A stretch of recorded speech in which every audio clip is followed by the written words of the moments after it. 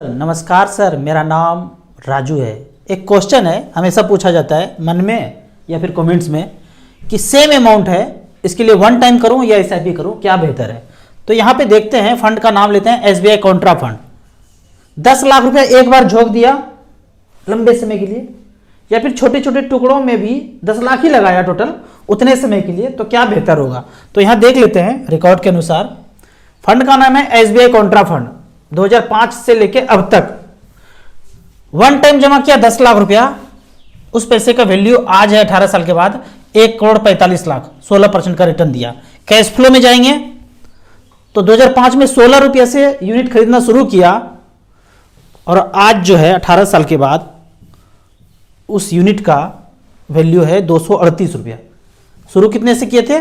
16 रुपया से, तो 238 रुपया हुआ। इसके चक्कर में वो पैसा बढ़ के हो गया हमारा, जो 10 लाख लगाए थे उस पैसे का वैल्यू बढ़ के हो गया है 1,45,00,000 रुपया। ये तो हुआ वन टाइम का बात। अब इसी पैसे को अगर 10 लाख को 18 साल से डिवाइड करेंगे तो आएगा 4630 रुपया। तो इसी पैसे को यदि एसआईपी में करते रहें तो यहाँ पे इसी पैसे को हमने एसआईपी के रूप में सिलेक्ट किया है। फंड का वही नाम है एसबीआई कॉन्ट्रा, और 2005 से लेके अब तक 10 लाख रुपया वन टाइम नहीं लगाया और एसआईपी कर लिया 4630 रुपये का। तो टोटल 10 लाख रुपया जमा हो गया और वैल्यू बना 40,31,000। 13.82% का रिटर्न यहाँ पे मिला। यानी कि वन टाइम में जो पैसा हमारा 1,45,00,000 रुपया बना था, एसआईपी किया सेम ड्यूरेशन के लिए तो 40,31,000 बना। तो क्या बोलेंगे, एसआईपी बेहतर या वन टाइम बेहतर? एक मुश्त पैसा लगा रहे हैं तो जाहिर सा बात है, और लंबा समय दे रहे हैं तो वन टाइम बेहतर होगा। लेकिन आप छोटे छोटे अमाउंट लगा रहे हैं, पैसा है ही नहीं ज़्यादा, 10 लाख होगा तब ना लगाएंगे, और उतना ज़्यादा समय होगा तब तो रखेंगे। लेकिन आपको छोटा छोटा अमाउंट है, समय तो बहुत ज़्यादा है पर अमाउंट अभी छोटा छोटा ही है, तो एसआईपी ही बेहतर है। जिनके पास पैसा है सब कुछ, उसके लिए सब कुछ अच्छा है। जिनके लिए कुछ भी नहीं है तो यही बेहतर है।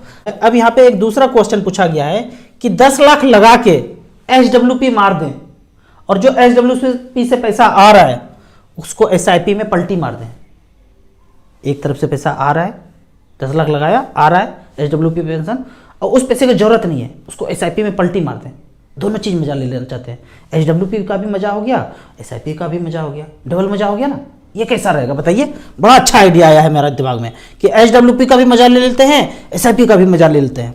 देख लेते हैं मैथमेटिक्स में उस मजा को कैसे आता है, देखते हैं। 10 लाख रुपया लगाया, 6,000 रुपया एचडब्ल्यूपी लेना शुरू किया। यहाँ देख लेते हैं, 10 लाख लगाया इसी फंड में और 6,000 रुपया का एचडब्ल्यूपी कर लिए। यहाँ पे StarSIP.in पे जाना है, एचडब्ल्यूपी सेक्शन में बिना लॉगिन किए हुए, तामझाम कुछ नहीं चाहिए। एचडब्ल्यूपी के सेक्शन में गए, 10 लाख लगाया था, 6,000 रुपया लेना शुरू किया, तो टोटल पेंशन विड्रॉ कर लिए 12,90,000 और आज बैलेंस बचा है 93,52,000। यहाँ पे दिखा रहे हैं कि बैलेंस बच गया 93,52,000 रुपया। ये हो गया समीकरण नंबर 1। 6,000 रुपया तो मिल ही रहा है, और बच गया 93,52,000। अब जो ये 6,000 रुपया मिला, इसका एसआईपी में पलटी मार दिए। यहां देख लेते हैं, इसका एसआईपी में पलटी मारे अगर 6,000 रुपये पर मंथ, वही फंड एसबीआई कॉन्ट्रा टोटल जमा किए 2005 से लेके अब तक 12,90,000। एचडब्ल्यूपी से लिए कितना थे? 12,90,000। वो 12,90,000 झोंकते गए, हमको जरूरत था ही नहीं, झोंकते गए 50,55,000 बना। तो समीकरण नंबर 2 में आया 50,55,000। दोनों को जोड़ना पड़ेगा, दोनों को जोड़ दिए, आया 1,44,00,000। ये तो हुआ कि पैसा आ रहा था और झोंकते गए। अब मैं बोलता हूं कि पैसा लीजिए ही नहीं, वन टाइम लगा छोड़ दीजिए। ये है वन टाइम, 10 लाख रुपए झोंका 2005 में, छोड़ दिए इसे ही। तो उस जो 10 लाख रुपए को झोंका एक टाइम, 1,45,93,000 होता है, 16% का रिटर्न। यहां पे देख लेते हैं, 1,44,00,000 बना, इधर से कान पकड़े उधर से कान पकड़े घुमा घुमा के, और एक जगह बना 1,45,00,000। बात तो बराबर ही ना भाई, नहीं समझ में आया? एक जगह से आप बेचे और फिर खरीद के फिर वही म्यूचुअल फंड खरीद रहे हैं, कोई फर्क नहीं पड़ता है। नहीं समझ में आया राजू भैया? समझ में तो आ ही गया होगा, थोड़ा दूसरे तरीके से समझाते हैं। आपने सोना का एक बिस्किट खरीद लिया बड़ा सा, या डब्बा खरीद लिया, उसमें ढेर सारा सोना है, छोटा छोटा छोटा छोटा गिन्नी है, सिक्का है उसमें। अब आपका जो सोना का रेट बढ़ रहा है हर महीने, आप कह रहे हैं कि लगभग 10,000 बढ़ जाता है, तो 10,000 का बेच दिया, सोना बेच दिया। अब फिर से सोनार के दुकान से 10,000 का फिर से सोना खरीद लिए। सोना एक तरफ से बेच रहे हैं, सोना एक तरफ से खरीद रहे हैं। आप कहेंगे कि पागल हो गए क्या, ये क्या कर रहे हैं?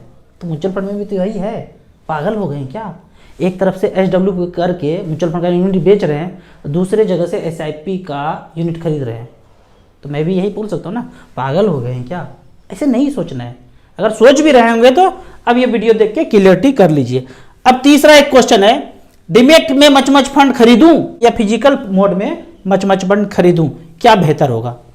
मैं तो पहले ये बोलता हूं, यदि जो पहले मिल जाए आपको जिंदगी में, जो सही वाइफ मिल गई, काली गोरी अच्छी जो भी मिल गई, उसी के साथ निभाना है। अगर आपके पास डीमैट पहले मिल गया, उसी में मच फंड खरीद लीजिए। अगर आपके पास फिजिकल है, उसी में मच फंड खरीदिए, वही चलने दीजिए, जो पहले मिल गया वही बेहतर है। लेकिन फिर भी आप एक क्वेश्चन पूछ ही रहे हैं, हमको जवाब देना ही है। तो डीमैट में म्यूचुअल फंड भी सही है और फिजिकल में भी सही है। आप फिजिकल खरीदें या डीमैट में खरीदें, फंड मैनेजर तो हमारे बदले में डीमैट के मोड में ही खरीद रहे हैं। लेकिन एक साधारण इन्वेस्टर के दृष्टिकोण से मैं कहता हूं, अभी आपके पास ऑप्शन होना चाहिए कि मैं डीमैट में जाऊं कि फिजिकल में जाऊं। तो डीमैट के अगर मोड में आप जाते हैं तो डीमैट जो है शेयर के लिए डिजाइंड है, और physical mutual fund only mutual fund के लिए डिजाइंड है। यहाँ पे शेयर तो मिलेगा ही नहीं आपको। तो जैसे ही आप डीमैट खोलते हैं तो ये वाला शेयर ले लो, ये नोटिफिकेशन, ये ईमेल, इतना गिर गया, इतना बढ़ गया, आपको पागल बना देगा। जबकि आप चाहते हैं मुझे म्यूचुअल फंड ही खरीदना है। तो यदि सिर्फ और सिर्फ म्यूचुअल फंड खरीदना है तो शेयर न करके आप फिजिकल मोड में जाइए। अब यहाँ पे अगर आप डीमैट के मोड में जाते हैं तो किसी भी ब्रांच में आप स्टेटमेंट लेने जाएंगे तो आपको एक भी स्टेटमेंट नहीं मिलेगा। कहेंगे वो ब्रांच में जो ऑफिस पे कंप्यूटर पे बैठे हुए हैं, पैन कार्ड नंबर डालेंगे, टक टक टक टक देखेंगे, अरे ये तो डीमैट मोड में है, हम आपको स्टेटमेंट नहीं दे सकते, जनरेट ही नहीं होता है। दे नहीं सकते मतलब ये नहीं कि वो देना नहीं चाहते हैं, जनरेट ही नहीं होता है। वो बोलेंगे आपको जो डीमैट सर्विस प्रोवाइडर है आप वहां से सब कुछ कीजिए। फिजिकल मोड है, किसी भी ब्रांच में जाइए, स्टेटमेंट निकाल लीजिए, फॉर्म भरिए, साइन कीजिए, रिडेम्पशन करके 4-5 दिन में पैसा ले लीजिए। डीमैट के मोड में आपको आईडी पासवर्ड से ही रिडेम्पशन डालेंगे, या डीमैट सर्विस प्रोवाइडर जो है, जो भी होगा जिसके थ्रू आप डीमैट खोले हैं, वहीं से सारा कुछ होगा। बाकी ब्रांच में आप कुछ भी ज़्यादा कुछ कर नहीं सकते हैं। लेकिन म्यूचुअल फंड का एक ऐसा चीज़ है, ऑल इंडिया में कहीं भी चले जाइए, कोई नहीं पूछेगा आपसे आप कहाँ खोले थे, मतलब ही नहीं है। फॉर्म भरिए, साइन कीजिए, पैसा आपके अकाउंट में आ गया। ठीक है, तो थोड़ा थोड़ा डिमेरिट भी है, मेरिट भी है। मुझे तो फिजिकल मोड ज़्यादा अच्छा लगता है। यहाँ पे एक फैक्टर और है डीमैट मोड में। डीमैट मोड में अगर जाते हैं तो इसका सालाना चार्ज है, 300 से लेकर 500 तक सालाना चार्ज है। अभी सेबी जो है तरह तरह का म्यूचुअल फंड में रेगुलेशन लाए हैं कि जितना भी एक्सपेंस होगा, जो भी होगा तामझाम, सब TER के अंदर होगा, STT हो, एग्जिट लोड हो, सब इसके अंदर होगा। उसी तरह मैं ये रिक्वेस्ट करता हूँ, शेयर के केस में भी जो एनुअल मेंटेनेंस चार्ज है वो भी शेयर के अंदर ही डाल दीजिए, जो भी एक्सपेंस रेशियो आता है उसके अंदर ही डाल दीजिए, इन्वेस्टर से मत काटिए। क्यों बोल रहा हूँ ऐसा? एनुअल मेंटेनेंस चार्ज जो होता है, मान लेते हैं किसी व्यक्ति ने 10,000 का शेयर खरीदा और भूल गया, भाई छोड़ देते हैं, अच्छा चल रहा है शेयर मार्केट, हम भी लगा के छोड़ देते हैं। अब एनुअल मेंटेनेंस चार्ज बेचारे का 350 रुपया हिट हुआ बैंक में, उस समय दुर्भाग्य से उनके अकाउंट में पैसा नहीं है, तो चार्ज काटेगा बैंक 500 से लेके 1000 रुपया। कोई 500 भी काटते हैं, कोई 1000 भी काटते हैं, कोई 300 भी काटते हैं, कोई 400 भी काटते हैं। अलग अलग बैंक का अलग अलग नियम कानून है, ये भी थोड़ा सा देख लीजिए। RBI साहब जी, एक जैसा होना चाहिए, 150-200 रुपया कर दीजिए सबको एक जैसा, तो ये कटेगा 500 से लेके 1000 रुपया। अब अगर मान लेते हैं कि 10 महीना पैसा नहीं है उनके अकाउंट में, कुछ और अकाउंट उन्होंने खोल लिया, उससे ट्रांजेक्शन चल रहा है, इससे नहीं कर रहे, तो 10 बार अगर हिट हुआ, ये 350 रुपया लेने के लिए 10 बार उनके अकाउंट में हिट हुआ, तो 10 बार ECS बाउंस का चार्ज कटेगा।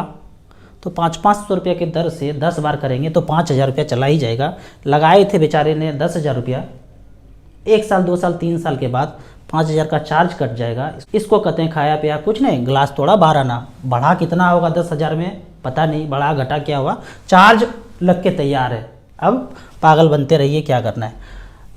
आपको इसी तरह म्यूचुअल फंड के बारे में और कुछ जानना है, इन्वेस्टमेंट के बारे में जानना है, तो इस नंबर पे मुझे व्हाट्सअप कर सकते हैं। कमेंट सेक्शन में क्वेश्चन पूछते रहिए, मैं आपके हर सवाल का जवाब इसी तरह से देता रहूँगा। आपको म्यूचुअल फंड में शुरुआत करना है, इन्वेस्ट करना है, तो एसेट प्लस का 2 ऐप है। इन्वेस्टर के लिए अलग है, डिस्ट्रीब्यूटर के लिए अलग है। डिस्ट्रीब्यूटर हमसे जुड़ना चाहते हैं तो डिस्ट्रीब्यूटर के लिए अलग ऐप है, लिंक में जाके आप रजिस्टर कर सकते हैं। ऐप का और मेरे सर्विस का लाइफ टाइम कोई चार्ज नहीं है। आप कहेंगे कि आपके ही ऐप से करना पड़ेगा, कहीं और से नहीं कर सकते हैं, बिल्कुल कर सकते हैं। जहाँ कर रहे हैं वहीं करते रहिए, लेकिन आपको कोई मदद चाहिए तो हम जिस ऐप से जुड़े हुए हैं आपको भी यहीं पे जुड़ना पड़ेगा, तभी हम आपको कुछ गाइड कर पाएंगे। आपको वीडियो अच्छा लगे तो व्हाट्सएप यूनिवर्सिटी में दोस्तों के बीच इसे जरूर शेयर करें। यूट्यूब पे देख रहे हैं तो लाइक एंड शेयर जरूर करें। Thank you so much.